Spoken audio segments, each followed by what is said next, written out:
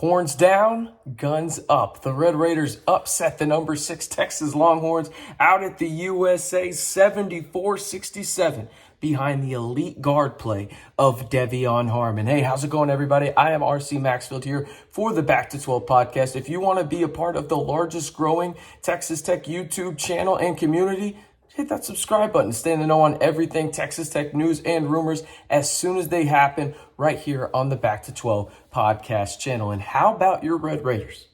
2 back-to-back top 12 upsets out in the 806. Obviously, they beat K-State and Keontae Johnson on Saturday, and now they beat Marcus Carr in the number 6 Texas Longhorns 74-67. And as I mentioned earlier, it is because of De'Vion Harmon, who is playing like an all Big 12 type guard. Listen, when you need to eat crow as an individual, as a person, you do it. And this is my time to do it. De'Vion, I was wrong.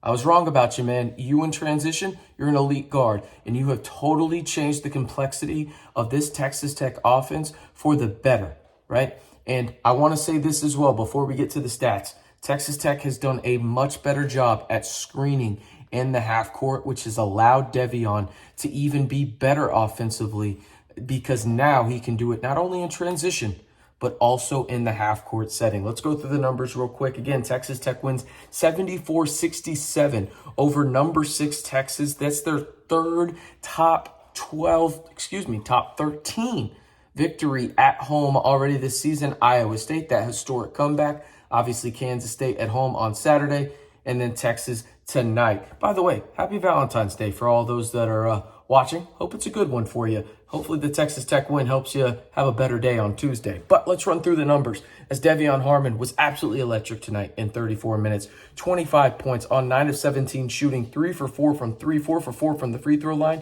And listen, ladies and gentlemen, this is the biggest compliment I can give him again. This is the biggest compliment I can give a point guard in general. 0, nada, zilch turnovers for De'Vion Harmon, and he had the ball in his hand more than anybody in this game, including on the Longhorn side. He was absolutely electric tonight with his right hand off the glass floater, shooting from deep. He was in his absolute bag. De'Vion Harmon was proving to not only me, but each and every one of the people that doubted him this season, because God knows I did. Hey, you were wrong. You look dumb. And listen, I get it. I did look dumb. De'Vion Harmon proving me wrong in a big way. Kevin Obanor had a big night. 19.7 rebounds in this one. He also had 3 blocks. And then Fardaws Aimaq came out tonight and had 12 points, 8 rebounds, 3 assists, and 1 block. I think Fardaws and his value on the offensive end truly comes from really the ability for a big man to pass.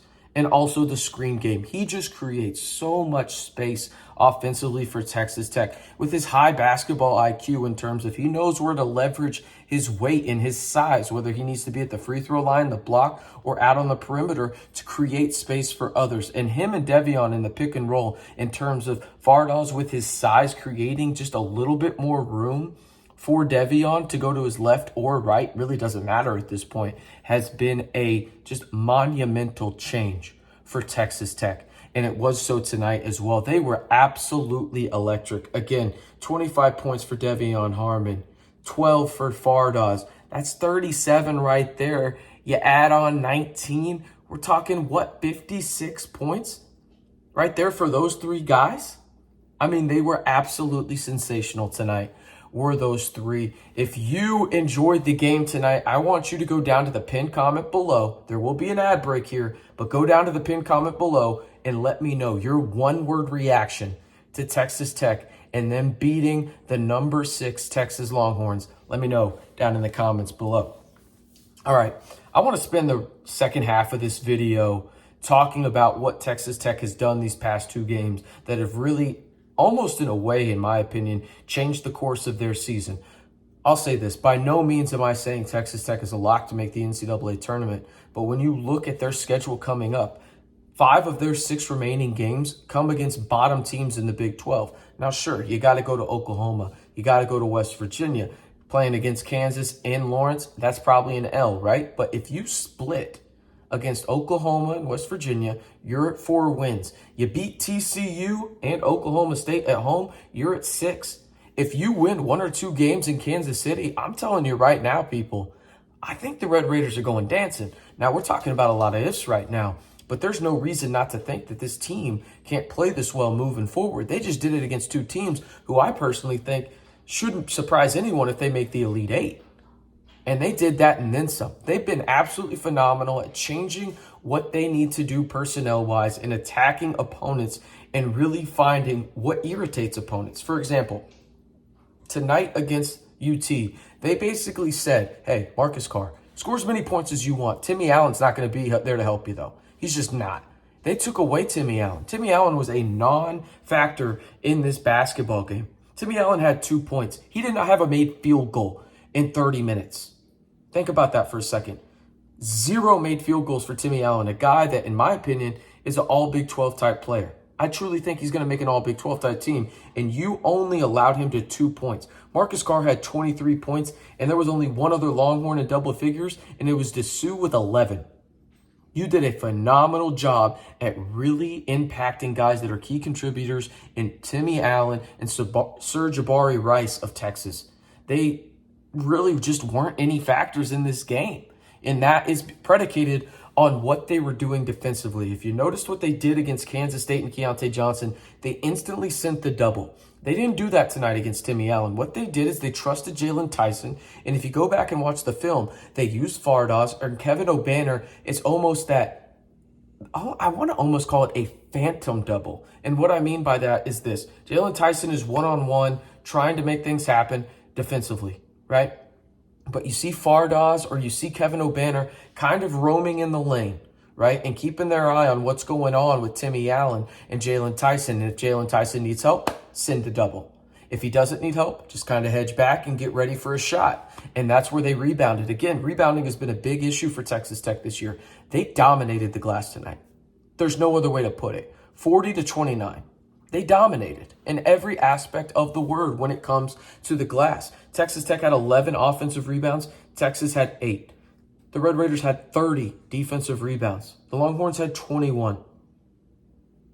I mean, they just absolutely dominated. Texas Tech only had 10 assists tonight. The Longhorns had 16. But you look at what Texas Tech did as well. I mean, they turned the ball over double the amount of the Longhorns tonight. But the thing is this. When you win the rebounding battle, you can kind of hide turnovers a little bit, especially when you're going to get easier buckets in transition. And that's what Texas Tech did. I'm not saying again, and I want to end the video here because this is a fun night. It's late. I want to get this video to you guys out there. And it's a fun one to talk about. Again, a 74-67 win for Texas Tech over the number 6 Texas Longhorns. They split and go 3-1 against the Longhorns in the past 2 seasons. Okay, this is what I want to talk about. These are tangible changes for Texas Tech that they made tonight. These are real results that you can sustain moving forward, and teams are going to have trouble with it. I don't care if it's West Virginia. I don't care if it's Oklahoma. It doesn't matter, okay? You can make these tangible changes that you've had these past 2 games and proceed to use them moving forward. Will you win every game? Probably not. But if you use these tangible changes that you've had these past 2 games and do move them moving forward, I truly believe we're talking about Texas Tech potentially making the NCAA tournament if they win at least 1 game in Kansas City. I think that's where we're at. And if you would have told me that just a couple of days ago, listen, I probably would have called some people and we probably would have had a banner up just like in How I Met Your Mother for an intervention. I'm just being honest, but here we are. A lot has been changed over the past really 72 hours when it comes to Texas Tech men's basketball, and 2 top 12 upsets will change a lot, and that's exactly what happened. So Texas Tech once again beats the number 6 Texas Longhorns 74-67 and are now 3-10 in conference play, but it feels a whole lot different in the 806. Things are starting to change, and now you're on a streak. And don't let that snowball get any more momentum and start building up out there for the Red Raiders. I am RC Maxfield, once again reminding you for the latest Texas Tech news and rumors, all you got to do is hit that subscribe button to stay in the know all year long right here on the Back to 12 podcast channel.